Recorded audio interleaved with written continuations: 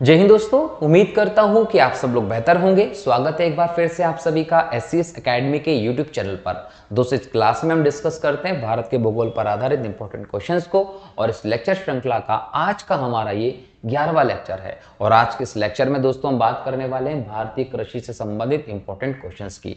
भारतीय कृषि भारत में जितनी भी प्रतियोगी परीक्षाएं होती हैं उन सभी का एक इंपॉर्टेंट टॉपिक है। यहाँ से क्वेश्चंस आपको जरूर देखने को मिलते हैं। दोस्तों, हमारी पूरी कोशिश होगी कि आज की इस क्लास के माध्यम से हम सभी प्रश्नों को अच्छे से डिस्कस कर लें ताकि एग्जाम में आपके प्रश्न छूटे ना। क्लियर? तो चलिए शुरू करते हैं आज के इस लेक्चर को, जिसमें आज का आपका पहला प्रश्न है दोस्तों, भारत में कृषि को दुष्प्रभावित करने वाला मौसम का सबसे महत्वपूर्ण तत्व है कौन सा है? ऑप्शन देखिए, तापमान, आर्द्रता, पवन या वृष्टि।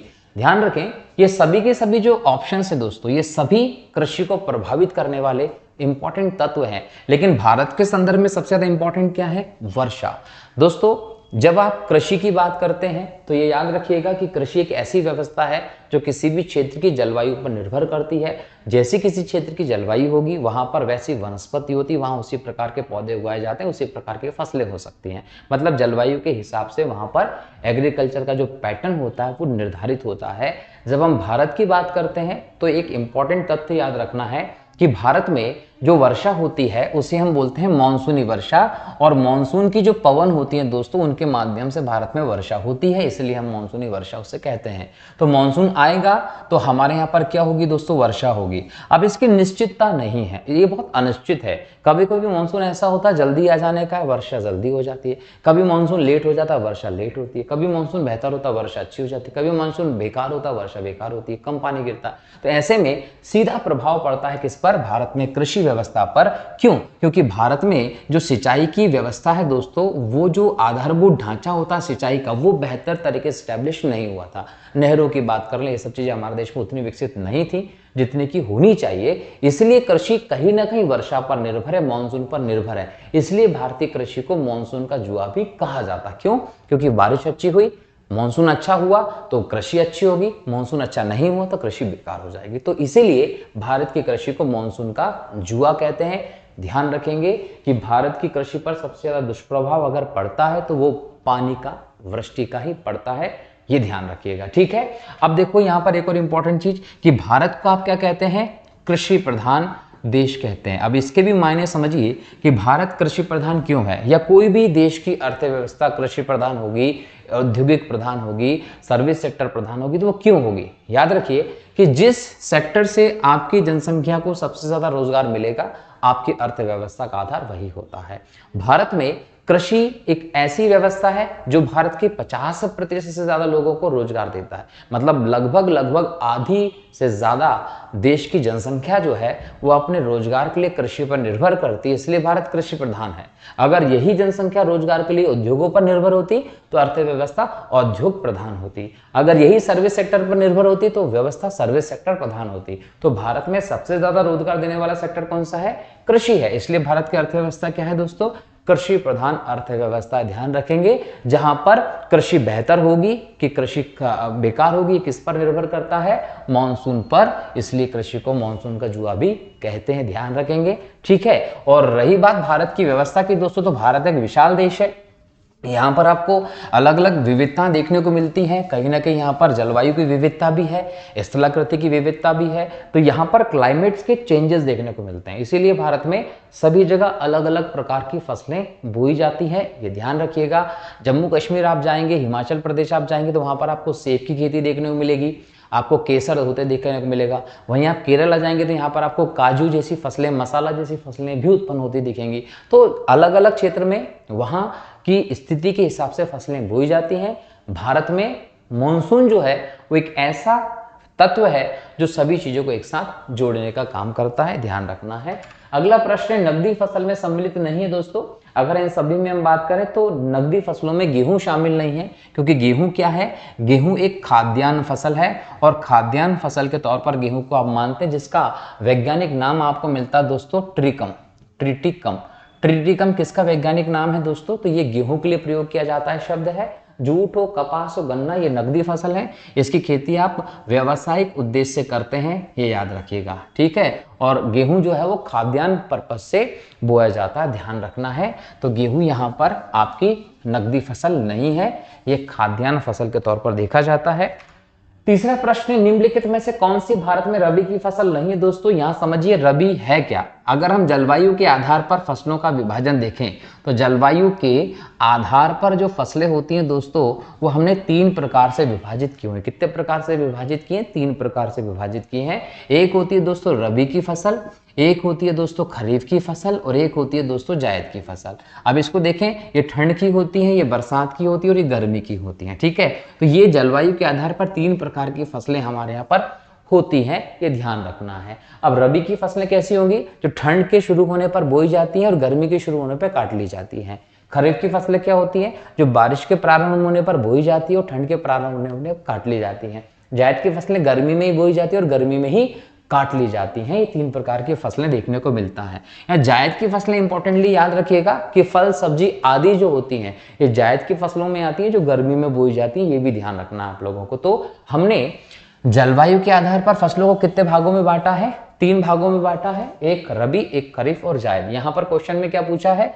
रबी की फसल। रबी की फसल इनमें से कौन सी नहीं है? तो याद रखिएगा कि जूट जो है दोस्तों, जूट जो है इसको रबी के सीजन में भी आप बो सकते हैं, प्लस आप इसको खरीफ के सीजन में बो सकते हैं। तो जूट जो है ये रबी और खरीफ दोनों सीजन में बो सकते हैं, इस प्रकार की व्यवस्था है। लेकिन इंपॉर्टेंटली इसको आप कौन से सीजन में बोते हैं? खरीफ के सीजन में बोते हैं। तो जूट खरीफ की फसल है, याद रखेंगे। जबकि रेपसीड, जौ, गेहूं तीनों रबी की फसल हैं। इनके अलावा दोस्तों याद रखिएगा आलू, चना, मसूर, अलसी, मटर, सरसों, ये भी किस प्रकार की फसल है? ये भी रबी की फसल है, जो ठंड में बोई जाती है, ये ध्यान रखना है। अच्छा, जो जूट है दोस्तों, ये इसको एक नकदी फसल के तौर पर भी आप देखते हो। खरीफ की फसल तो है, नकदी फसल है, ये व्यावसायिक उद्देश्य से बोई जाती है, ठीक। अगला प्रश्न है, भारत का सबसे बड़ा चावल उत्पादक राज्य कौन सा है? ऑप्शन है उत्तर प्रदेश, पश्चिम बंगाल, आंध्र प्रदेश और पंजाब। यहां याद रखिएगा कि पश्चिम बंगाल जो है ये भारत का सबसे बड़ा चावल उत्पादक राज्य है। अगर हम देखें तो भारत का लगभग 36% चावल जो है वो भारत के 3 राज्यों में हो जाता है। 3 राज्य कौन कौन से? एक उत्तर प्रदेश, एक पश्चिम बंगाल और एक पंजाब। सबसे ज्यादा चावल जरूर पश्चिम बंगाल में होता है, लेकिन भारत के 3 राज्य कौन कौन से? उत्तर प्रदेश, पश्चिम बंगाल और पंजाब, ये तीनों मिलकर भारत के 36% चावल का उत्पादन करते हैं। पश्चिम बंगाल में भारत का लगभग 13.62% चावल होता है। उत्तर प्रदेश में लगभग 12.81% चावल होता है, और लगभग 10% चावल भारत का कहाँ होता है? पंजाब में होता है, ये ध्यान रखेंगे। तो सबसे ज्यादा चावल पश्चिम बंगाल में होता है। जब हम दोस्तों चावल की बात करते हैं तो याद रखिएगा कि भारत की प्रमुख खाद्यान्न फसल है। भारत की प्रमुख खाद्यान्न फसल कौन सी? अगर एग्जाम में ये क्वेश्चन आ जाता है दोस्तों तो आप बताएंगे कि भारत की सबसे प्रमुख खाद्यान्न फसल चावल है। भारत के हर घर में लगभग रोज डेली चावल जरूर बनता है दोस्तों। और चावल भारत में सबसे ज्यादा क्षेत्र पे बोई जाने वाली फसल भी होती है, ये भी ध्यान रखेंगे। तो चावल सबसे प्रमुख खाद्यान्न फसल है।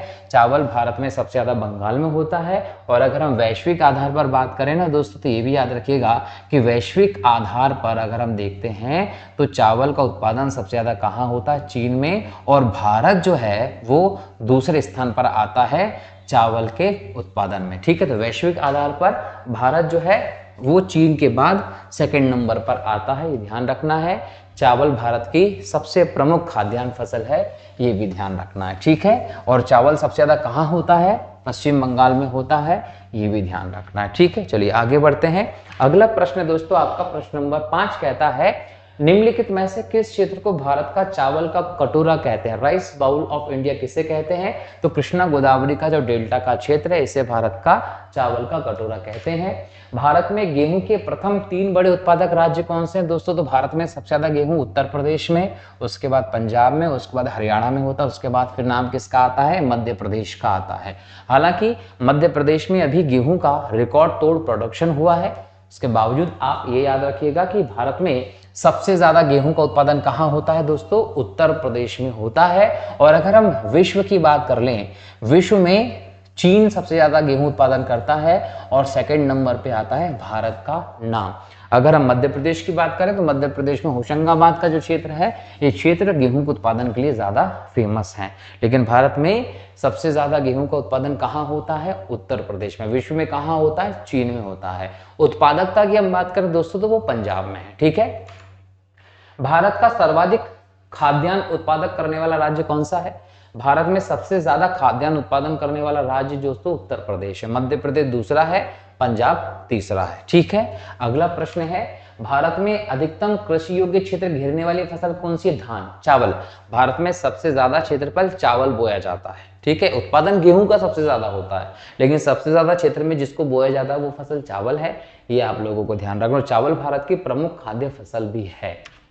भारत में हरित क्रांति किस मामले में सर्वाधिक सफल रही दोस्तों? हरित क्रांति का सबसे ज्यादा प्रभाव गेहूं और चावल की फसल पर पड़ा था। इनकी वृद्धि बहुत ज्यादा हमें देखने को मिली थी। जब हम हरित क्रांति की बात करते हैं दोस्तों तो 1966-67 के समय जब योजना अवकाश का काल था। कौन सा काल था दोस्तों? योजना अवकाश का काल चल रहा था। इस दौरान भारत में हरित क्रांति जो है वो प्रारंभ की गई थी। हरित क्रांति का प्रारंभ हुआ था दोस्तों, देश की प्रधानमंत्री थी इंदिरा गांधी जी। ये भारत की पहली महिला प्रधानमंत्री थी। राज्यसभा की सांसद रहते हुए भारत की पहली प्रधानमंत्री बनने का श्रेय भी कहीं ना कहीं इंदिरा गांधी जी को जाता है। तो भारत की प्रधानमंत्री इस समय इंदिरा गांधी जी थी, जिनके समय पर भारत में हरित क्रांति आई थी।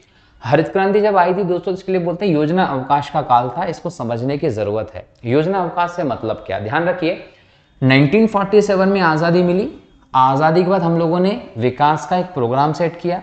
विकास का जो प्रोग्राम सेट किया दोस्तों, इसमें हम लोगों ने किसको अपनाया? पंचवर्षीय योजना को अपनाया था। विकास के 5 साल के लिए कहीं ना कहीं टारगेट फिक्स किए जाते थे और 5 साल में उन टारगेट को अचीव करने का प्लान होता था। ये पहली पंचवर्षीय योजना आती है 1951 से लेकर 1956 तक। दूसरी आती है 1956 से लेकर 1961 तक। तीसरी आती है 1961 से 66 तक।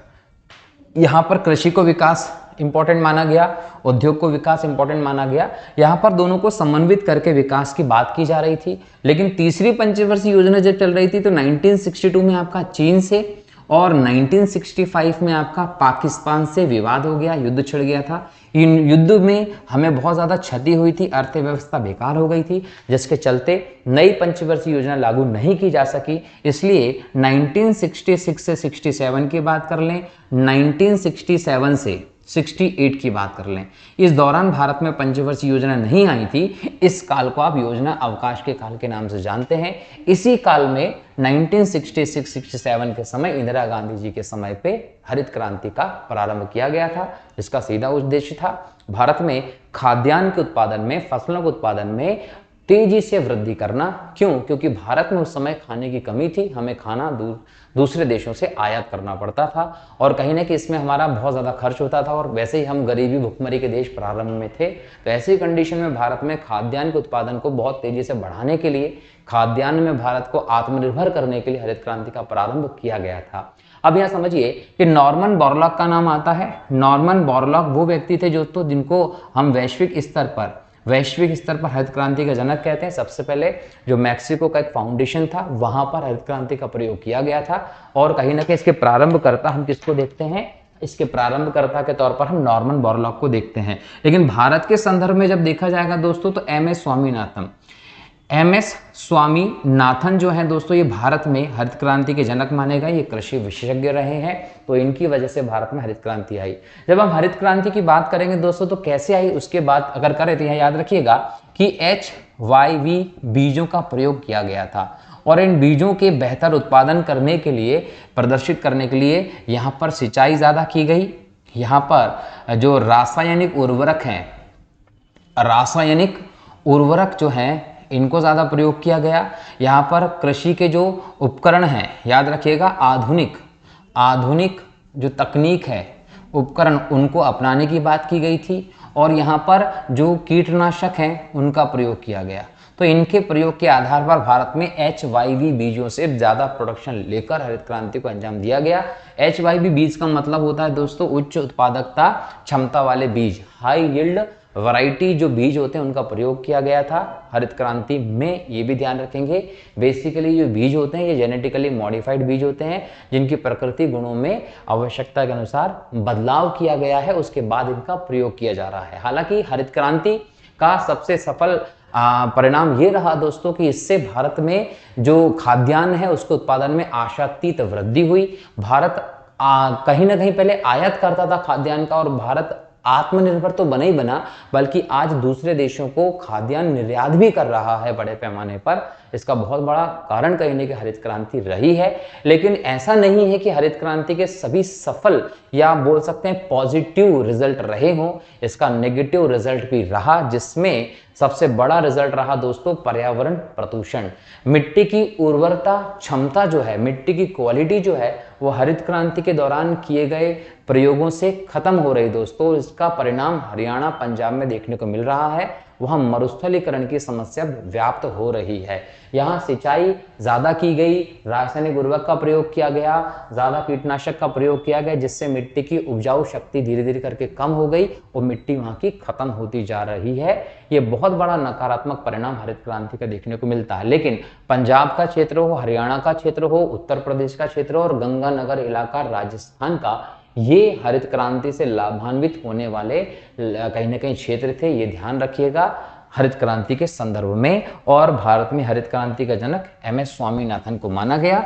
हरित क्रांति 1966-67 के समय पे जब योजना अवकाश का काल चल रहा था तब देश में लाई गई थी, ये भी याद रखना है। और हरित क्रांति में HYV बीजों का प्रयोग किया गया था। अगला प्रश्न है, किस राज्य को भारत का धान्य भंडार के रूप में जाना जाता है दोस्तों? तो पंजाब को भारत का धान्य भंडार कहते हैं। भले ही भारत में उत्तर प्रदेश सबसे ज्यादा खाद्यान्न उत्पादन करता हो, लेकिन सबसे ज्यादा धान्य के मामले में या भारत का धान्य भंडार पंजाब को कहते हैं, क्योंकि भले गेहूं हो भले ही चावल हो, ये सभी फसलें अगर एकीकृत रूप से देख ली जाए तो पंजाब इनमें बहुत आगे नजर आता है। ठीक है, भारत का सबसे बड़ा मूंगफली उत्पादक राज्य कौन सा है दोस्तों? गुजरात में सबसे ज्यादा मूंगफली होती है और मध्य प्रदेश में खरगोन साइड में मूंगफली देखने को मिलती है। भारत का सबसे बड़ा सोयाबीन उत्पादक राज्य कौन सा है दोस्तों? मध्य प्रदेश है। देश का 60% के आसपास सोयाबीन जो है वो मध्य प्रदेश में होता है। वैश्विक स्तर पर देखें तो सोयाबीन अमेरिकी मूल की फसल है और ग्लाइसिन मैक्स इसका नाम है। मध्य प्रदेश की राजकीय फसल भी सोयाबीन है, जिसके कारण मध्य प्रदेश को सोया स्टेट का दर्जा मिला हुआ है। इस साल का जो प्रोडक्शन देखा गया सोयाबीन का, उसमें महाराष्ट्र को आगे होने की बात की गई दोस्तों। मध्य प्रदेश और महाराष्ट्र में 0.5 का अंतर है प्रोडक्शन की दृष्टि से। मध्य प्रदेश का प्रोडक्शन 14.5 और महाराष्ट्र का प्रोडक्शन 14 के आसपास है, ध्यान रखिएगा। मध्य प्रदेश इसमें हमें आगे दिखाई पड़ता है। काजू का सबसे बड़ा उत्पादक राज्य कौन सा है दोस्तों? काजू का सबसे बड़ा उत्पादक राज्य हमारे देश में केरल है। भारत में सबसे अधिक दाल का उत्पादन कौन करता है दोस्तों? तो याद रखेंगे मध्य प्रदेश भारत में सबसे ज्यादा दालों का उत्पादन करता है और महाराष्ट्र उसके बाद आता है। लेकिन हम अरहर की बात करते हैं, तुअर की दाल की बात करते हैं तो उसमें महाराष्ट्र जो है वो आगे है। एक और बात कि दालों के उत्पादन की दृष्टि से विश्व में भारत प्रमुख देश है। भारत प्रथम है दालों के उत्पादन की दृष्टि से, लेकिन उत्पादन ही नहीं, हम उपभोग में भी प्रथम पे हैं। क्यों? क्योंकि दाल जो होती है दोस्तों वो प्रोटीन का बहुत प्रमुख स्रोत है और भारत में अधिकांश जनसंख्या शाकाहारी है। शाकाहारी जो है तो उनकी जो प्रोटीन की नीड होती है वो दाल से पूरी होती है, इसलिए हम दाल उत्पादन भी ज्यादा करते हैं और दाल जो होते हैं वो खाते भी भारत में ही ज्यादा हैं। सबसे अधिक मात्रा में केसर कहाँ मिलता है दोस्तों? याद रखेंगे केसर की जो खेती होती है वो जम्मू कश्मीर में होती है। और केसर दोस्तों एक ऐसा व्यवस्था है जिसको हम महंगे मसालों के तौर पर देखते हैं, सबसे कीमती पौधे के तौर पर देखते हैं, जो लाखों रुपए किलो में बिकता है। मतलब आज अगर आप केसर लेने जाते हैं तो 2 से 3 लाख रुपए किलो मिलेगा केसर। तो महंगे मसाले के तौर पर आप केसर को जानते हैं, कीमती पौधे के तौर पर आप केसर को जानते हैं, जो केसर के फूलों से निकाला जाता है, ये भी ध्यान रखना। और केसर की जो खेती होती है वो ऊंचे पहाड़ी इलाकों में होती है, जहाँ 200 मीटर से ज्यादा ऊंचाई होती है, उन क्षेत्रों में होगी जहां पर शीतोष्ण शुष्क जलवायु मिलती है, सूखी ठंडी जलवायु जहाँ मिलती है वहीं पर केसर होता है, ये ध्यान रखेंगे। और केसर जो है दोस्तों मूल रूप से दक्षिणी यूरोप की फसल है, ये भी आप लोगों को ध्यान रखना, वहां से दूसरे क्षेत्रों में फैली है। अगस्त सितंबर के महीने में इसको रोपा जाता है और अक्टूबर नवंबर तक आते आते इसमें फूल खिलने लगते हैं, बाद में उन्हीं फूलों से केसर प्राप्त किया जाता है, ये भी ध्यान रखने योग्य बात है। भारत में सबसे ज्यादा केसर कहाँ होता है? जम्मू कश्मीर में होता है, इसलिए कश्मीरी केसर नाम से ही बिकता है। ठीक है, भारत में रेशम का सबसे अधिक उत्पादन करने वाला राज्य कौन सा दोस्तों? जब हम रेशम की बात करते हैं तो भारत में कर्नाटक जो है वो सबसे ज्यादा रेशम का उत्पादन करता है, लगभग भारत का 70% रेशम जो है वो कर्नाटक से होता है। और ये शहतूत, याद रखिएगा, शहतूत रेशम जो है उसका उत्पादन करता है। शहतूत के जो पत्ते आते हैं उन पर रेशम कीटों को पाला जाता है, रेशम के कीड़े उन पत्तों को खाते हैं, बाद में लार निकालते हैं, उस लार से रेशम बनाने का काम किया जाता है। लेकिन एक बात और याद रखिएगा, असम में मोगा रेशम होता है। मोगा रेशम कहाँ होता है दोस्तों? असम में होता है। और इसके अलावा एक बात और याद रखिएगा कि मेघालय और नागालैंड जो है, इसकी बात कर लें हम लोग या हम मेघालय की बात कर लें, मेघालय और नागालैंड जो है वो एरी रेशम के उत्पादन के लिए फेमस है। तो मेघालैंड में भी और नागालैंड में भी रेशम का उत्पादन होता है, लेकिन वो एरी रेशम आता है। और असम में मोगा रेशम होता है। शहतूत रेशम कर्नाटक में ज्यादा होता है, ये ध्यान रखना है। और रेशम का जो आविष्कार है दोस्तों वो चाइना में हुआ था, ये भी आप लोगों को ध्यान रखना है।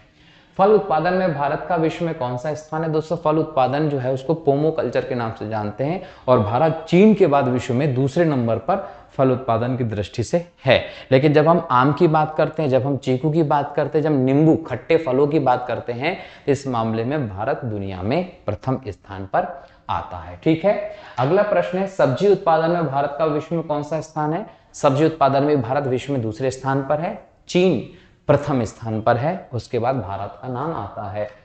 नारियल उत्पादन में भारत का विश्व में कौन सा स्थान है? दोस्तों नारियल उत्पादन की जब हम बात करते हैं तो नारियल जो होता है वो तटीय प्रदेशों में होता है। इसके कहीं ना कहीं बोल सकते हैं बेहतर कंडीशन, उष्णकटिबंधीय जलवायु होना चाहिए, और समुद्र किनारे का जो खारा पानी और लवणीय मिट्टी जो होती है वो नारियल की खेती के लिए सबसे बेहतर होती है। और भारत में पर्याप्त ये मिलता है, तो भारत में नारियल जो होता है बहुत ज़्यादा होता है। अगर हम 2020 की रिपोर्ट को ध्यान में रखें तो 2020 की रिपोर्ट के अनुसार भारत जो है दुनिया में सबसे ज़्यादा नारियल का उत्पादन करने वाला देश बन गया है। भारत के बाद जो दोस्तों है इंडोनेशिया का नाम आता है, उसके बाद फिलीपींस का नाम आता है। 2020 की रिपोर्ट के अनुसार विश्व का लगभग 30% से ज़्यादा नारियल अकेले भारत में उत्पादन होता है, ये भी आप लोगों को ध्यान रखना है। जूट में सबसे प्रमुख प्रदेश कौन सा है? दोस्तों जब जूट की बात करते हैं तो एक रेशेदार फसल के तौर पर आप इसे देखते हैं, और जूट भारत में सबसे ज्यादा पश्चिम बंगाल में होता है। बात दोस्तों थोड़ी सी दुखद है क्या कि जब 1947 में आज़ादी मिली, आज़ादी के समय विभाजन की एक व्यवस्था देखने को मिली। जब विभाजन हुआ तो बंगाल के पूर्व में एक पाकिस्तान था जिसको पूर्वी पाकिस्तान कहते थे, और पश्चिम में एक पाकिस्तान मिला जो आज का पाकिस्तान था, जिसको पहले पश्चिमी पाकिस्तान कहते थे।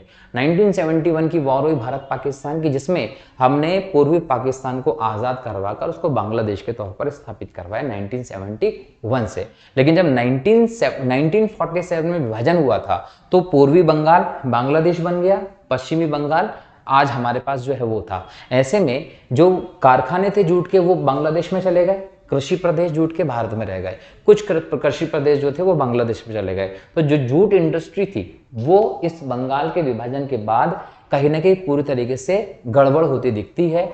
आज विश्व में सबसे ज्यादा जूट का उत्पादन बांग्लादेश करता है, वहीं पर कारखाने भी इसके ज्यादा। लेकिन जब भारत की बात करते हैं तो भारत का जो पश्चिम बंगाल है वो जूट के उत्पादन में आपको आगे दिखाई पड़ता है, ध्यान रखना है। भारत में सर्वोत्तम चाय कहाँ पैदा होती है दोस्तों? भारत में सबसे बेहतर प्रकार की चाय जो है वो दार्जिलिंग में पैदा होती है। लेकिन सबसे ज्यादा चाय का उत्पादन कौन करता है? असम करता है। दार्जिलिंग बंगाल का इलाका है, तो सबसे बेहतर क्वालिटी की चाय दार्जिलिंग की चाय होती है। लेकिन सबसे ज्यादा चाय का उत्पादन 50% से भी देश की ज्यादा चाय अकेले असम उपजाता है दोस्तों, ये याद रखेंगे। दुनिया में चाय का सबसे ज्यादा उत्पादन चीन करता है, भारत उसके बाद आता है दोस्तों। और भारत कंज्यूम के मामले में, खाने के मामले में, चाय पीने के मामले में दुनिया में प्रथम देश है, ये भी ध्यान रखना है। अगर हम चाय के इतिहास की बात करें तो चाय का प्रारंभ चीन से हुआ था, कहीं ना कहीं उसी से इसका नाम भी चाय आया है। एक बार की बात थी जब चीन के जो राजा थे वो गर्म पानी पीने की आदत में थे, और जब वो गर्म पानी पीने के लिए तैयार हो रहे थे तो गर्म पानी का जो उनका बाउल था उसमें पत्ता के गिर गया, उस पानी को जब उन्होंने पिया तो उनको अलग टेस्ट लगा, एक अलग ताजगी लगी। लगातार उस पत्ते को डालकर फिर उन्होंने पानी पीना शुरू कर दिया, जिसकी वजह से वो अपने आप को हेल्दी महसूस करने लगे और चीन के लोगों के सामने उनके एक अलग एक मैसेज जाने लगा, जिसके कारण वहां पर उस पत्ते को डालकर पानी उबाल के पीने की व्यवस्था चालू हो गई। आगे जाकर इसे चाय नाम देकर ब्रिटेन के साथ इसका लगातार कहीं ना कहीं ट्रेड भी चल रहा था। लेकिन बाद में कुछ प्रॉब्लम्स हुए, डिस्प्यूट्स हुए, और डिस्प्यूट्स के बाद ब्रिटेन को चीन ने चाय भेजने से मना कर दिया। उसके बाद ब्रिटेन ने भारत के असम क्षेत्र में कुछ इस प्रकार का पौधा देखा।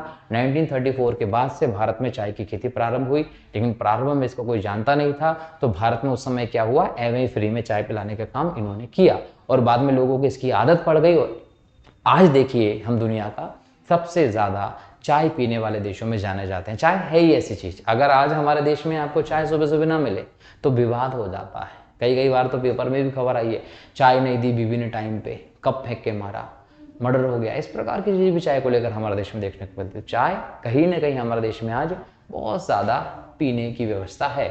जापान में तो चाय को लेकर उत्सव मनाते हैं, जिसको चा नु यू कहते हैं। वहां पर चाय को लेकर उत्सव मनाते हैं। जैसे नॉर्मली हम लोग टी पार्टी करते हैं ना, तो हमारे यहाँ पर चाय साधारण है, लेकिन जापान में पर्टिकुलर उसको लेकर एक पार्टी आयोजित की जाती है। ये भी ध्यान रखेंगे, त्योहार मनाया जाता है चाय को लेकर। ठीक, चाय का उत्पादन सबसे कहाँ होता है, असम में होता है, ये ध्यान रखेंगे। भारत का सबसे बड़ा गन्ना उत्पादक राज्य कौन सा है दोस्तों, तो भारत में सबसे ज्यादा गन्ने का उत्पादन उत्तर प्रदेश में होता है। उत्तर प्रदेश में सबसे ज्यादा चीनी की मिलें हैं। चीनी की मिलें को अलावा वहां पर सिंचाई की व्यवस्थित व्यवस्था मौजूद है, क्योंकि गन्ना अगर आपको करना है दोस्तों तो सिंचाई बहुत ज्यादा होनी चाहिए। 150 सेंटीमीटर वर्षा वाले क्षेत्रों में मुख्य रूप से गन्ना उगाया जाता है, ये ध्यान रखिएगा। तो वहां पर उत्तर प्रदेश में आपको पर्याप्त सिंचाई की व्यवस्था मिलती है। चीनी के सबसे ज्यादा कारखाने भी वहीं पर मौजूद हैं और गन्ना जब आप काटते हैं उसको सीधे चीनी मिल में ले जाया जाता है। क्यों, क्योंकि अगर काटने के बाद आपने थोड़ी देर भी उसको ऐसे रख दिया कुछ दिन, तो तापमान के कारण उसका रस सारा वाष्पीकृत हो जाता है और गन्ने का वजन कम हो जाता है, जिससे कि किसानों को और कंपनी वालों को नुकसान हो सकता है। इसीलिए गन्ने की खेती वहीं की जाती है जहां उसका उद्योग होता है। और देश में अगर चीनी मिलों का सबसे ज्यादा संकेंद्रण कहीं है तो वो उत्तर प्रदेश में है। इसीलिए उत्तर प्रदेश में गन्ना भी बहुत ज्यादा उत्पादन किया जाता है, ये आप लोगों को ध्यान रखने की जरूरत है। ठीक है, चलिए, भारत में प्राकृतिक रबड़ का सबसे अधिक उत्पादन किस राज्य में होता है दोस्तों। जब आप प्राकृतिक रबड़ की बात करते हैं तो इसका उत्पादन भारत में सबसे ज्यादा केरल में होता है और विश्व में सबसे ज्यादा थाईलैंड में होता है। ये भी आप लोगों को ध्यान रखने की जरूरत है। भारत लंबे रेशे के कपास का आयात मुख्यतः कहां से करता है दोस्तों, याद रखेंगे भारत लगभग इन सभी देशों से लंबे रेशे के कपास का आयात करता है। ये ध्यान रखिएगा कि पाकिस्तान के साथ अब हमारे डिस्प्यूट्स ज्यादा हैं तो हम पाकिस्तान के साथ ट्रेड पर बल नहीं देते, तो इन देशों से हमारा ट्रेड चलता है जिसमें हम लंबे रेशे के कपास का आयात करते हैं।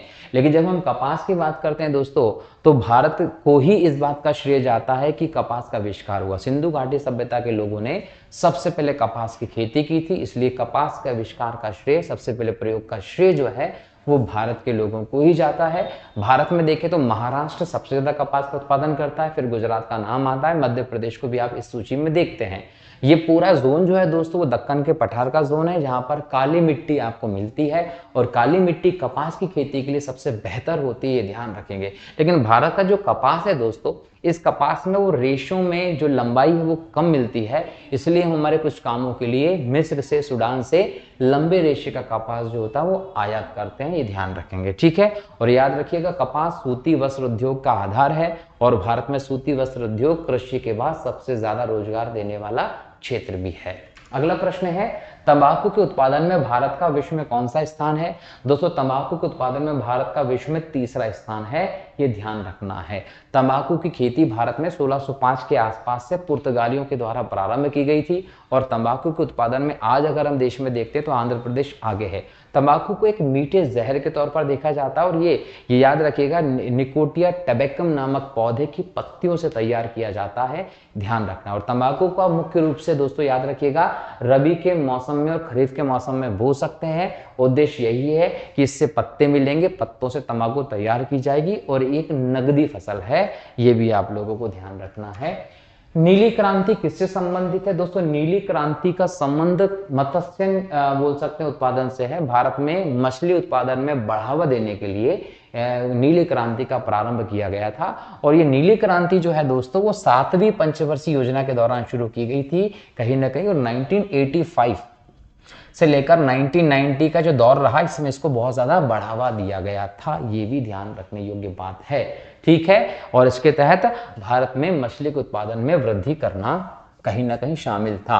अगर हम भारत में बात करें दोस्तों तो याद रखिएगा पश्चिम बंगाल भारत में सबसे ज्यादा मछली का उत्पादन करता है, और भारत मछली के उत्पादन की दृष्टि से विश्व में तीसरे नंबर का बड़ा देश भी है। ठीक है, दूध उत्पादन में भारत का विश्व में कौन सा स्थान है दोस्तों? दूध उत्पादन में भारत का विश्व में नंबर 1 स्थान है। भारत विश्व में सबसे ज्यादा दूध का उत्पादन करता है, और भारत में भी उत्तर प्रदेश सबसे ज्यादा दूध का उत्पादन करता है। अगर हम दोस्तों यूपी की बात करें तो अकेले यूपी भारत का 18% दूध का उत्पादन कर देता है, ये भी ध्यान रखिएगा। और विश्व के दूध के उत्पादन की हम बात करते हैं तो विश्व में भारत का लगभग 24% योगदान है दूध के उत्पादन में, ये भी ध्यान रखेंगे। क्लियर?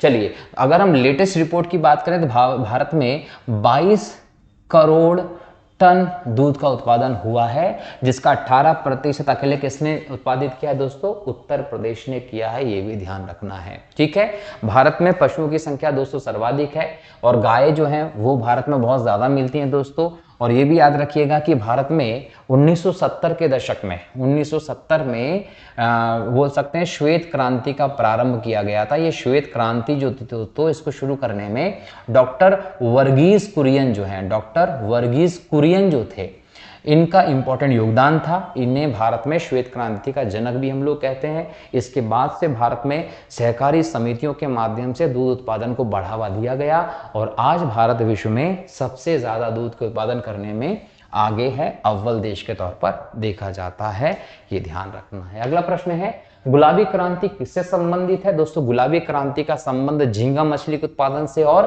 प्याज के उत्पादन से संबंधित है। झींगा मछली सबसे ज्यादा कहां होती है? आंध्र प्रदेश में होती है।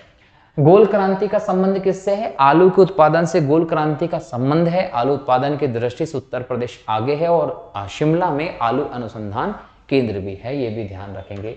भारत में सबसे अधिक कॉफी उत्पादन करने वाला राज्य कौन सा है दोस्तों? भारत में सबसे ज्यादा कॉफी का उत्पादन केरल करता है। केरल में कॉफी होती है, कर्नाटक करता है। सबसे ज्यादा कॉफी का उत्पादन कौन करता है भारत में? कर्नाटक करता है, और कर्नाटक के बाद केरल का नाम आता है, फिर तमिलनाडु का नाम आता है। मतलब कर्नाटक, केरल, तमिलनाडु भारत में कॉफी के प्रमुख उत्पादक राज्य हैं।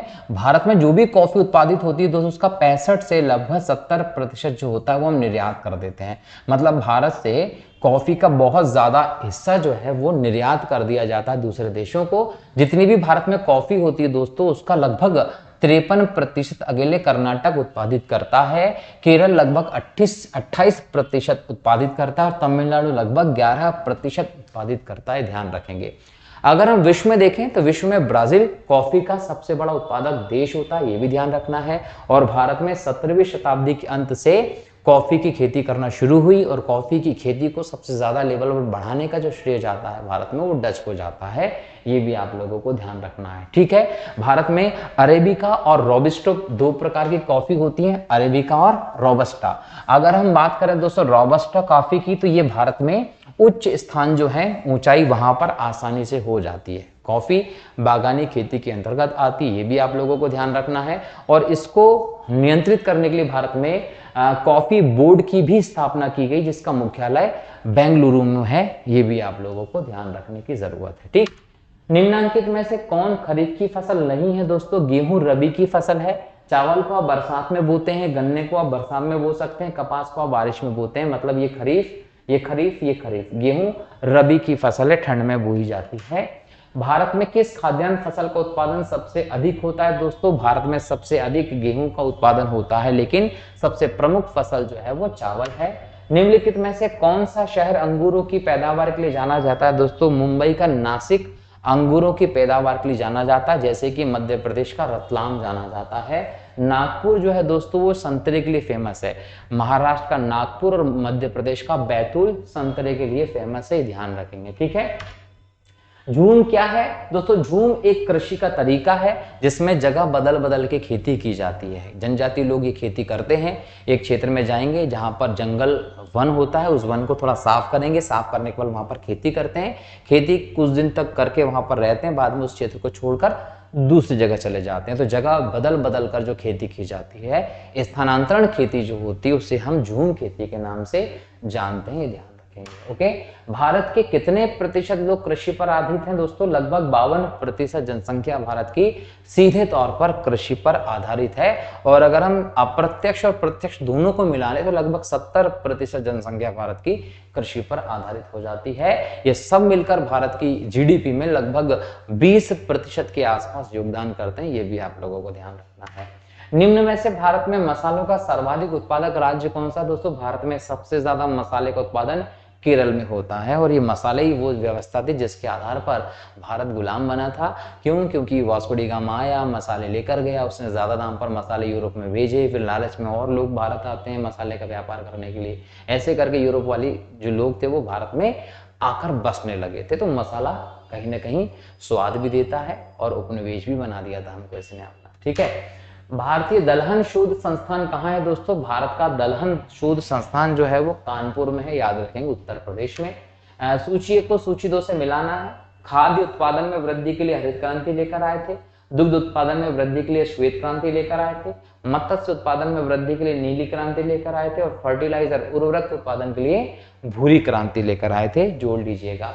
अगला प्रश्न है, मक्के की खेती की जा सकती है? दोस्तों, मक्के की खेती जो होती है वो बेसिकली खरीफ के मौसम में की जाती है, ध्यान रखेंगे। और मक्के की खेती के लिए जमीन का ऐसा कुछ नहीं है, उबड़ खाबड़ प्रदेश में भी मक्के की खेती की जा सकती है। एक प्रकार से सदाबहार पौधा होता है, कम पानी में भी उग सकता है। निम्नलिखित युग्मों में से कौन सा युग्म सुमेलित नहीं है? सुमेलित कौन सा नहीं है? तंबाकू आंध्र प्रदेश में होती है, बिल्कुल सही है। आलू उत्तर प्रदेश में होता है, बिल्कुल सही। नारियल केरल में सबसे ज्यादा, तो उत्तर सही है। केला जो होता है दोस्तों वो महाराष्ट्र में नहीं होता, केला जो है वो सबसे ज्यादा केरल में होता है और तमिलनाडु में होता है। ठीक है, जहां तक कृषि मंत्रालय के सरकारी वर्गीकरण का संबंध है, भारत में कितनी कृषि जलवायु क्षेत्र हैं? तो भारत में 127 कृषि जलवायु क्षेत्र हैं, जबकि कृषि जलवायु प्रदेशों की संख्या भारत में कितनी है? 15 है। सुमेलित करना है, सूची 1 को सूची 2 से मिलाना है। सूची 1 में फसल दिए गए हैं, सूची 2 में राज्य दिए गए हैं। चाय का संबंध किससे दोस्तों? सबसे ज्यादा असम में होता है। ईख मतलब गन्ना उत्तर प्रदेश में होता है, मूंगफली गुजरात में होती है, और सेब हिमाचल प्रदेश में होते हैं, कश्मीर में होते हैं। अगला प्रश्न है, पीली क्रांति किसके उत्पादन से संबंधित है? पीली क्रांति का संबंध तिलहन उत्पादन से है, ध्यान रखेंगे। ठीक है, भारत का राष्ट्रीय फल कौन सा? दोस्तों, भारत का राष्ट्रीय फल आम है, राष्ट्रीय पशु मोर है, वाक्य सत्यमेव जयते है, वृक्ष वट वृक्ष बरगद है, राष्ट्रीय पशु बाघ है, बंगाल टाइगर, राष्ट्रगान जनगण मन है, याद रखेंगे। ये सभी चीजें एग्जाम में पूछ सकते हैं। और प्रतीक है वाराणसी सारनाथ का अशोक स्तंभ। ठीक, राष्ट्रीय नदी गंगा है, राष्ट्रीय मछली गंगा की डॉल्फिन है। ठीक, जायद मौसम में उगाई जाने वाली फसल कौन सी है दोस्तों? तो याद रखिएगा कि ये सारी जो फसल है खरीफ के मौसम में बोई जाती है। तरबूज की जो फसल है ये जायद के मौसम में बोई जाती है, गर्मी में। निम्नलिखित में से कौन सा बागवानी से संबंधित है दोस्तों? याद रखेंगे, स्वर्ण क्रांति जो है ये बागवानी से संबंधित है। भारत में जेनेटिक रूप से परिवर्तित किस फसल को व्यापारिक उत्पादन के लिए अनुशासित किया गया है? बीटी कॉटन जो है दोस्तों ये जेनेटिकली मॉडिफाइड है, जिसे व्यापारिक उत्पादन के लिए चालू किया गया है ताकि उत्पादन बढ़ाया जा सके और ज्यादा फायदा किसानों को हो सके। ठीक है, लास्ट प्रश्न दोस्तों, निम्नलिखित राज्यों में से किस राज्य को जैविक खेती करने वाली प्रथम राज्य घोषित किया गया है? तो सिक्किम को जैविक खेती करने वाला प्रथम राज्य घोषित किया गया है। जैविक खेती का मतलब है कि बिना किसी रासायनिक चीज का यूज करे हुए ट्रेडिशनल रूप से, पारंपरिक रूप से कृषि करना, जिससे कि पर्यावरण को नुकसान ना हो दोस्तों। ठीक है, तो आज के इस लेक्चर में भारत की कृषि से संबंधित कई इंपॉर्टेंट क्वेश्चंस को देखा है दोस्तों। याद रखिएगा कि भारत की जो कृषि है पिछले समय से 3.5% की दर से ग्रोथ कर रही है, और आज हम देखें तो कृषि का जीडीपी में योगदान लगातार बढ़ता जा रहा है। ठीक है, वैसे एग्जाम में क्वेश्चन भी बढ़ते जा रहे हैं। ठीक, मिलता हूं अगले लेक्चर में नए क्वेश्चंस के साथ, नए टॉपिक को लेकर। तब तक के लिए बहुत बहुत शुक्रिया दोस्तों। जय हिंद, जय भारत, वंदे मातरम।